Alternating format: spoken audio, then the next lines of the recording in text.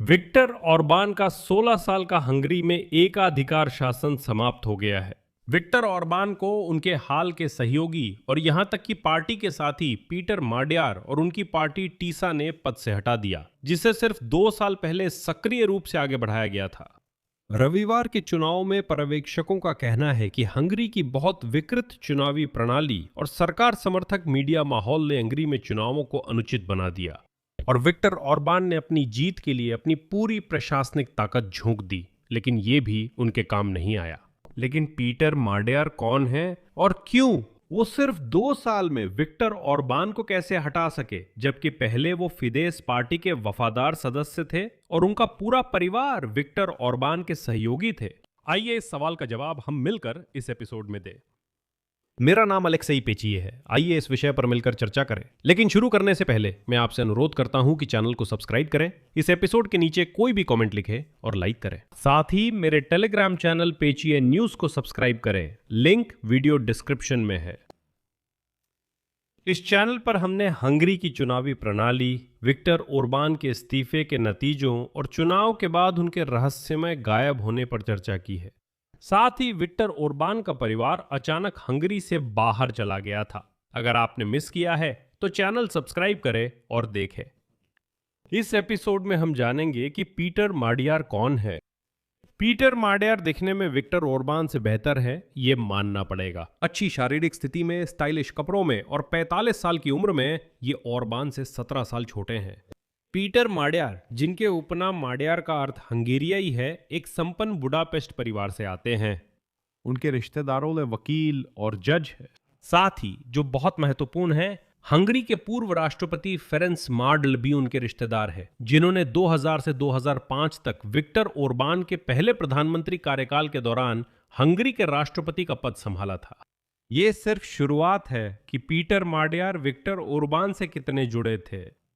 माड्यार का सफर, जो Victor Orbán के वफादार समर्थक से उनके कट्टर दुश्मन बनने तक गया, बहुत तेज और अचानक था। सिर्फ 2 साल पहले वो सत्तारूढ़ फिदेस पार्टी के सदस्य थे और उससे पहले भी उनकी शादी युदित वार्गा से हुई, जो पार्टी की उभरती सितारों में थी और विक्टर ऑर्बान की पार्टी में उनके उज्जवल भविष्य की उम्मीद थी।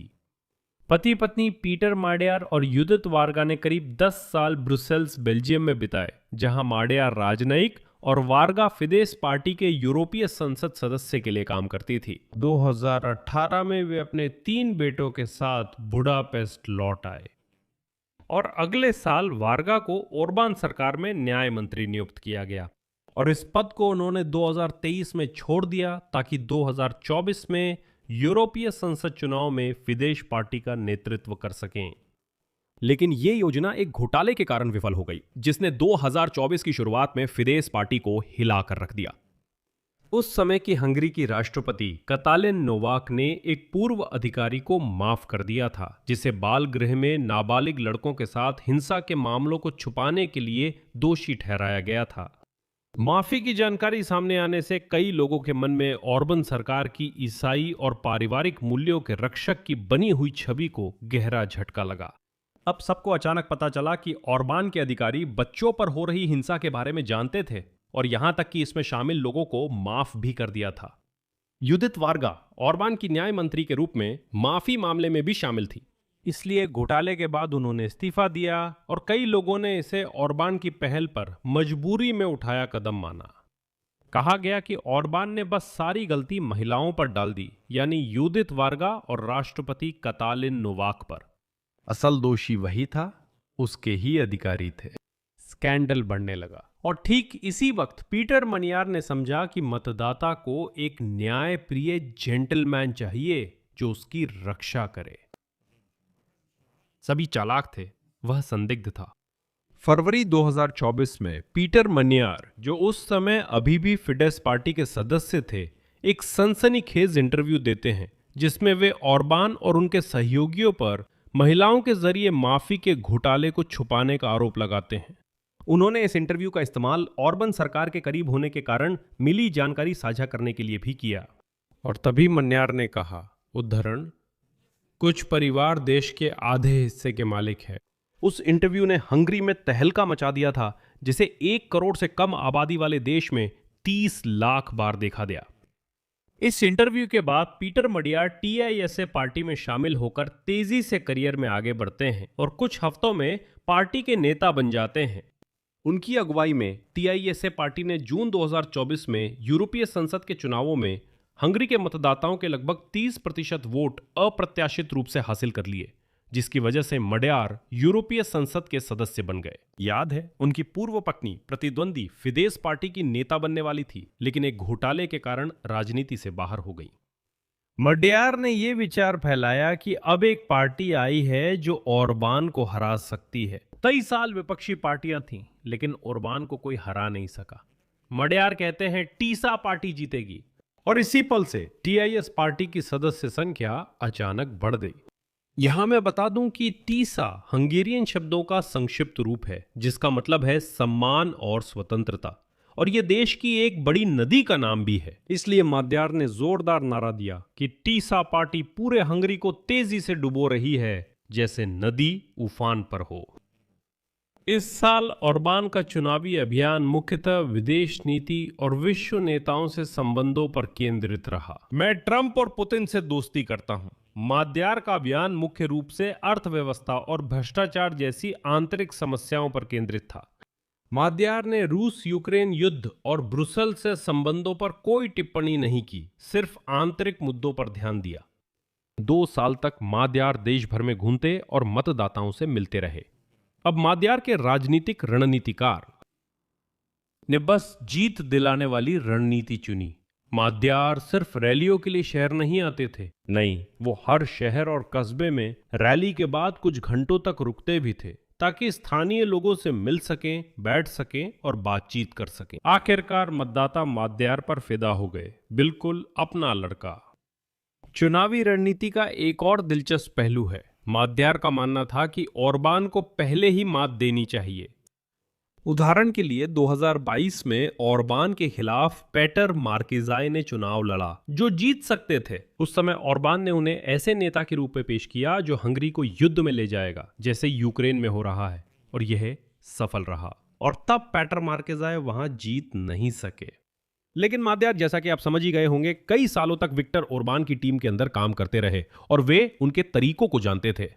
इसलिए मडियार की टीम ने असल में वार होने से पहले ही उन्हें रोकने की तैयारी कर ली थी। फरवरी में पीटर मडियार ने कहा कि फिदेस पार्टी जल्द ही उन्हें ब्लैकमेल करने की योजना बना रही है। उन्होंने कहा था कि वो एक वीडियो जारी करेंगे जिसमें वो अपनी गर्लफ्रेंड के साथ अंतरंग पल में दिखेंगे, जो फिदेस पार्टी के प्रतिनिधियों ने कैमरे पर कथित तौर पर रिकॉर्ड किया था। लेकिन वो कहते हैं ओरबान के प्रतिनिधि अब वो वीडियो लीक करेंगे जिसमें मैं, माफ कीजिए, सेक्स कर रहा हूं। और यही बात है, इस मामले ने मतदाताओं को मडियार से और भी जोड़ा।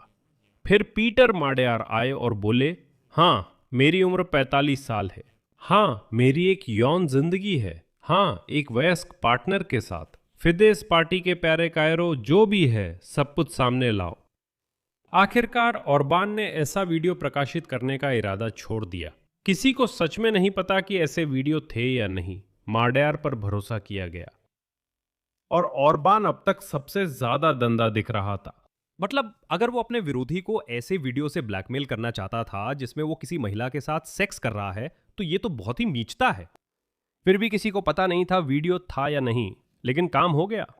इसके अलावा ओरबान ने मडियार को एक कट्टरपंथी उदारवादी के रूप में पेश करना चाहा, मतलब वो समलैंगिकों का समर्थक है वगैरह वगैरह, पिछले साल। और ओरबान ने क्या किया, उसने बुडापेस्ट में एलजीबीटी परेड पर रोक लगाई, इस उम्मीद में कि पीटर मडियार प्राइड के आयोजन के पक्ष में बोलेंगे, कहेंगे ये कैसे हो सकता है, एलजीबीटी प्राइड पर प्रतिबंध नहीं लगाया जा सकता, वगैरह वगैरह। लेकिन पीटर मडियार ने अपनी सावधानी से तैयार की गई बयान में एलजीबीटी आंदोलन का नाम लेने से परहेज किया। उन्होंने कहा कि ओरबान सरकार डर फैलाकर हमें बांटने की कोशिश कर रही है। साथ ही उन्होंने कहा, हंगरी को ऐसा प्रधानमंत्री चाहिए जो रक्षा करे और आगे आए, सभी हंगेरियनों का पूरा प्रतिनिधित्व करे। ये एक सूक्ष्म कदम था, यानी जैसा आपने सुना, वहां एलजीबीटी आंदोलन का न समर्थन था न निंदा। मडियार ने भी यूक्रेन के मामले में सतर्कता दिखाई और ओरबान भी यूक्रेन की आलोचना करते थे। मडियार ने चुनाव प्रचार में विदेश नीति पर बात करने से इनकार किया था। मध्यार की यूक्रेन पर चुप्पी से कुछ लोगों को लगा कि वो भी ओरबान के हंगरी की तरह कीव के समर्थन में यूरोपीय संघ के प्रयासों में बाधा डालेगा। कुछ लोग पूरी तरह आश्वस्त थे कि मध्यार 100% यूक्रेन के पक्ष में रहेगा, लेकिन निश्चित रूप से किसी को भी इसका पता नहीं था। और यही पीटर मध्यार और उनकी टीम की योजना थी। वैसे स्थिति को बेहतर समझने के लिए व्लादिमीर ज़ेलेंस्की ने 2019 में इसी तरह की रणनीति अपनाई थी। आपको याद होगा, मुख्य मुद्दों पर ठोस बात नहीं हुई, लेकिन सामाजिक क्षेत्र और भ्रष्टाचार के खिलाफ वादे किए गए। और जब यह स्पष्ट हो गया कि टीसा पार्टी जीत गई है, तभी पीटर मध्यार ने कहा कि वह यूक्रेन को 90 अरब यूरो का यूरोपीय ऋण अवरुद्ध नहीं करेंगे और रूस हंगरी का मित्र नहीं बनेगा। इसके अलावा हंगरी ब्रुसेल्स के साथ संबंधों में सुधार की उम्मीद कर रही है, क्योंकि यूरोपीय आयोग फिलहाल हंगरी के लिए कुल लगभग 35 अरब यूरो रोक कर रखे हुए हैं, ऑर्बन के शासन में लोकतांत्रिक सिद्धांतों से पीछे हटने की आशंका के कारण। और यह समझना जरूरी है कि जमे हुए पैसों का आधा हिस्सा, सिर्फ आधा हिस्सा, हंगरी की जीडीपी का 10% के बराबर है। जैसा कि आप समझ सकते हैं, इससे देश में आर्थिक मंदी आ गई है। और जैसे 2019 में यूक्रेन में ज़ेलेंस्की को, वैसे ही मध्यार को भी बहुत बड़ा समर्थन जुटाने में कामयाबी मिली, रूढ़िवादी दक्षिणपंथियों से लेकर कट्टर उदारवादियों और वामपंथियों तक। और जैसा कि अब हंगरी के राजनीतिक रणनीतिकार कहते हैं, पीटर मध्यार के पक्ष में डाले गए वोट मुख्य रूप से विक्टर ओरबान के खिलाफ वोट है। 2019 में यूक्रेन में व्लादिमीर ज़ेलेंस्की को मिले वोट अधिकतर पेत्रो पोरोशेंको के विरोध में थे। क्या मध्यार इस गठबंधन को बनाए रख पाएंगे, ये समय बताएगा। उन्होंने अपने चुनावी अभियान में कहा कि हंगरी का पुनर्निर्माण समय लेगा।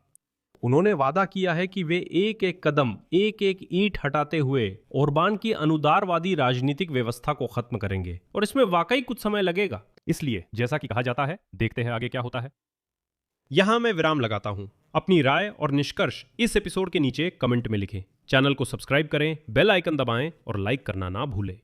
अगर आप इस चैनल के काम को महत्वपूर्ण, रोचक और जरूरी मानते हैं, तो मैं आपसे अनुरोध करता हूं कि अपने डोनेशन या पेड सब्सक्रिप्शन के जरिए इस चैनल के काम को आर्थिक रूप से सपोर्ट करें। ये कैसे करना है? सभी लिंक्स व डिटेल्स डिस्क्रिप्शन में हैं। वहां लिखा है एलेक्सेई पेचिए चैनल को सपोर्ट करें। आप सुविधानुसार तरीका चुनें। मैं आपकी किसी भी मदद के लिए आभारी रहूंगा। बस इतना ही था। ध्यान रखें। अलविदा।